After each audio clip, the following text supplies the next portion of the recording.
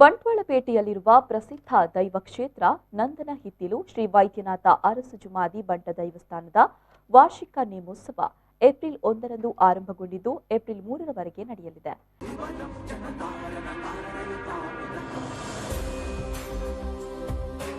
ಬೆಳಗ್ಗೆ ಗಣಹೋಮ, ನಾಗತಂಬಿಲ, ನವಕ ಕಲಶಾಭಿಷೇಕ ಹಾಗೂ ಅನ್ನ ಸಂತರ್ಪಣೆ ನಡೆಯಿತು.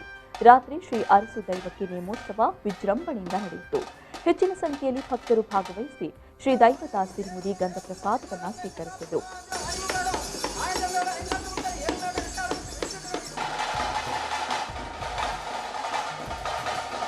ಈ ಸಂದರ್ಭ ವಿವಿಧ ಮನೆತನಗಳ ಪ್ರಮುಖರಾದ ಗಣೇಶ ಸುವರ್ಣದುಂಬೆ, ವಿಶ್ವನಾಥ್ ಹೊನ್ನಂಗಿಲಗುತ್ತು, ಲೋಕೇಶ್ ಬಂಗೇರ, ಲೋಕನಾಥ್ ಬಡಕೊಟ್ಟು ಮೊದಲಾದವರು ಉಪಸ್ಥಿತರಿದ್ದರು. ಇಂದು ಶ್ರೀ ಜುಮಾದಿ ಬಂಟ ದೈವ ಹಾಗೂ ನಾಳೆ ಶ್ರೀ ವೈದ್ಯನಾಥ ದೈವಕ್ಕೆ ಕಾಲಾವಧಿ ನೇಮೋತ್ಸವ ಹಾಗೂ ಕಂಚಿನ ಸೇವೆ ನಡೆಯಲಿದೆ. ಏಪ್ರಿಲ್ 4 ಆದಿತ್ಯವಾರ ಶ್ರೀ ವೈದ್ಯನಾಥ ದೈವಕ್ಕೆ ಹರಕೆಯ ನೇಮೋತ್ಸವ ನಡೆಯಲಿದೆ.